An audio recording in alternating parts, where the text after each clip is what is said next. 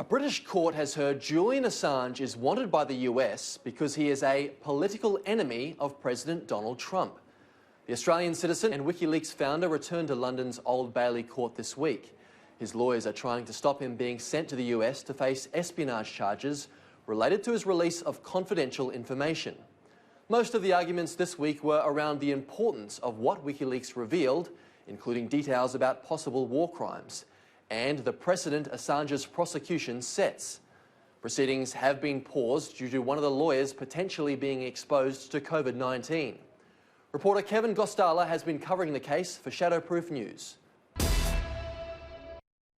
Kevin Gosztola, thanks for joining Sky News Your World. Assange's legal team has been doing much of the talking this week. Now, as simply as you can you lay out their argument? Why do they say Julian Assange should not be extradited? The defense for Julian Assange is making the argument that Julian should not be extradited to the United States because he exposed criminality of the United States. He exposed torture and war crimes. They brought in the human rights attorney Clive Stafford Smith, who was the legal director of Reprieve. He's someone who has represented Guantanamo prisoners, and he shared some of his experiences and how he used the WikiLeaks documents to pursue human rights cases. They're also arguing that Julian Assange should not be extradited because he engaged in common news gathering activities that the United States government is criminalizing, and that includes soliciting leaks. Now, there are some well-known academics who will present evidence regarding the political motivation of the prosecution. Now, how exactly is this case politically motivated? Yeah, Noam Chomsky is scheduled to testify at some point, and we heard from Paul Rogers, who is a peace studies professor, that Julian Assange is being targeted for his political opinions. That's part of the case that the defense is trying to make. And they believe that his political opinions have been targeted because he supports transparency. He's big on accountability. And so they reference this in their arguments, and they're hoping this will persuade the judge not to extradite Julian Assange because it's actually a part of the treaty that someone cannot be targeted for their political opinions. And it goes along with you're not supposed to target someone for their religion. Or other things that might open them up to ethnic prosecution. As you mentioned, that's the key part of the defence's case, that the prosecution is politically motivated. How well have they made that argument? You know, I think that they've done a fairly good job of pointing out that he clashed with U.S. government officials and that he has been targeted in this unprecedented case because of the way in which he's challenged the U.S. government. And you can see a distinction because this is a first of its kind case that has been brought. And under the First Amendment in the United States, under laws that are set up to support and protect freedom of expression, there has never been a case like this that has targeted a publisher. What do you make of the prosecution's case, Kevin? Has there been any compelling arguments put forward to support Assange being extradited?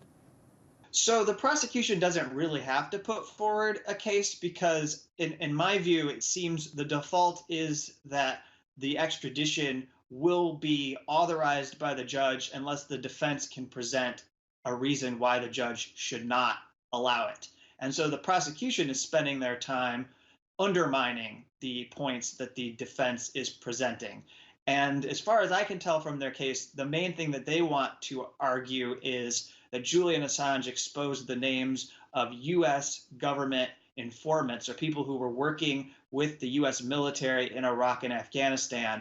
And that is why he should be brought to the United States, because he was reckless in the way that he engaged in journalism. One of the things, though, is that they were challenged by a defense witness named Trevor Timm, who is the executive director of the Freedom of the Press Foundation, who said that that is not illegal in the United States. In fact, there was an opportunity after the WikiLeaks publications for the U.S. Congress to pass a law that criminalized publishing the names of human intelligence sources, and Congress did not go ahead and pass such a law, even though it was proposed. They're trying to go after Julian Assange for publishing material that is not a criminal act in the United States. Kevin, a lot of the Assange-related commentary here in Australia is around whether our government should intervene in this case and demand Assange be released. Has there been much discussion in court regarding that possibility? Could this case even be stopped? It has not surfaced in the proceedings yet, the extent to which Australia could step in and try to do something for Julian Assange to stop these proceedings. But what I would say to that question is this is a precedent that is being set where the United States government has claimed the authority to go after a foreign journalist, someone who is not a U.S. citizen. They are trying to impose U.S. secrecy laws or U.S. secrecy regulations on an international publisher.